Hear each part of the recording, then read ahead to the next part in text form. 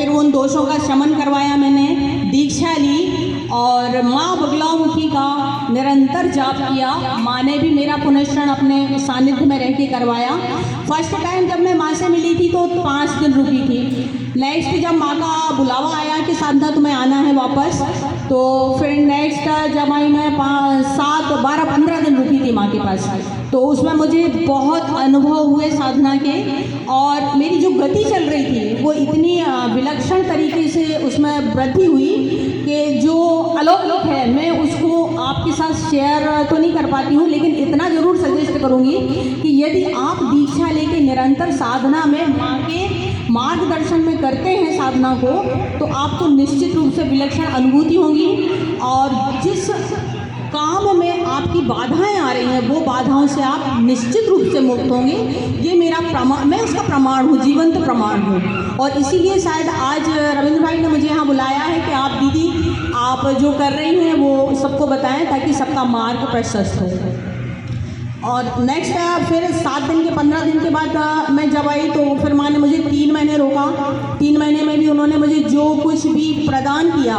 देखिए गुरु जो रहते हैं ना वो तत्व रूप में बिखरे होते हैं, दिव्य गुरु तो बहुत होते हैं, पहली, दूसरी, तीसरी, माँ सबसे बड़ी गुरु होती है। इसके बाद जब हम क्लास पढ़ते हैं तो निरंतर गुरुओं के संपर्क में रहते हैं। फिर क्या होता है, जैसे कोई योग मार्ग में जा रहा है तो उनके योग के गुरु अलग हो जाते हैं, कोई संगीत में जा रहा है तो संगीत के गुरु अलग हो जाते हैं। लेकिन जो आत्म कल्याण का रास्ता प्रशस्त करते हैं, जो मोक्ष का रास्ता प्रशस्त करते हैं, जो जीवन जीने की कला सिखाते हैं, वो सिद्ध गुरु होते हैं, वो दिव्य गुरु होते हैं, जो आपका जीवन का पूरा पूर्णता प्रदान करते हैं आपको। उसके बाद आपको कहीं और जाने की आवश्यकता नहीं रहती है, आप पूर्ण हो जाते हैं। एक बार मैंने माँ से पूछा कि माँ बहुत सारे भक्त और हम भी भक्तों की तरफ से हम भी आपसे एक प्रश्न पूछते हैं कि कभी कभी क्या होता है कि हमारे जीवन में कुछ समस्याएं आ जाती हैं, कुछ ऐसे लोग भी आ जाते हैं जिनसे हम बात नहीं करना चाहते हैं, अनावश्यक रूप से वो हमारे प्रत्येक कार्य में बाधा उत्पन्न करते हैं, तो हम उनसे परेशान हो जाते हैं। तब उस समय क्या होता है कि हमारे मन में ये सहज ही भावना आती है कि माँ हम इतने परेशान हो रहे हैं और आप तो कुछ कर ही नहीं रहे हो, हम इतने परेशान हैं, सामने वाला हमें परेशान कर रहा है। तो माँ ने बहुत सुंदर जवाब दिया।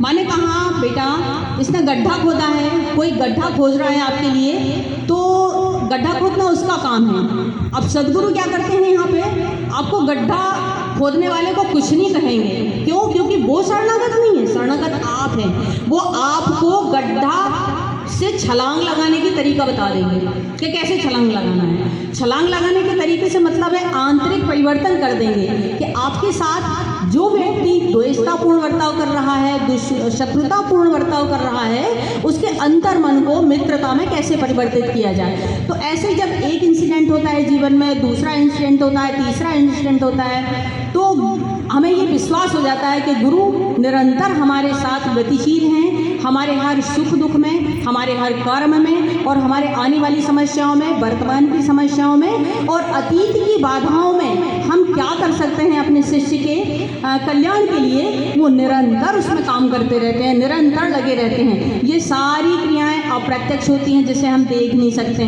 बहुत सारी चीज़ें ऐसी होती हैं प्रत्यक्ष, ये कर हाथ रख दिया, मंत्र दे दिया, ये सारी क्रियाएं तो मतलब भौतिक हैं जो हम देख पाते हैं। लेकिन जो सद्गुरु होते हैं, दिव्य गुरु होते हैं, सिद्ध संत होते हैं, जिनमें तपोबल का अंश होता है, वो हमेशा आंतरिक क्रिया करके साधक के जीवन में परिवर्तन करते हैं। और वो परिवर्तन आज आप देख रहे हैं मुझ में। जो लोग मुझे जानते हैं वो तो जानते ही हैं, जो नहीं जानते हैं उनको भी मैं ये बताना चाहती हूँ कि साधना के मार्ग में यदि आप बढ़ रहे हैं तो सिद्ध गुरुओं का हमेशा शरण लें, उनकी सेवा करें और उनके वचनों का ध्यान रखें, जो भी उनके मन में ऐसे कार्य हैं। क्योंकि सिद्ध संत कभी उनके अपना कुछ नहीं होता है, वो सदैव शिष्य के कल्याण के लिए कार्यरत रहते हैं। तो उनके मुंह से निकला हुआ वाक्य समस्त सृष्टि के कल्याण के लिए सहायक होता है। तो वो कभी भी आपके मार्ग को प्रशस्त करने में हमेशा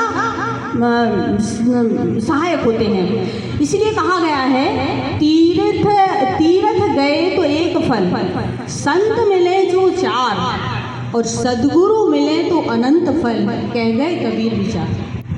संत सदगुरु देव का जो सानिध्य है वो बड़े सौभाग्य से प्राप्त होता है। बस इतना ही मैं कहूँगी और इतना कह के मैं अपनी वाणी को यहाँ विराम देती हूँ और आप रविंद्र भाई को ये माइक देती हूँ।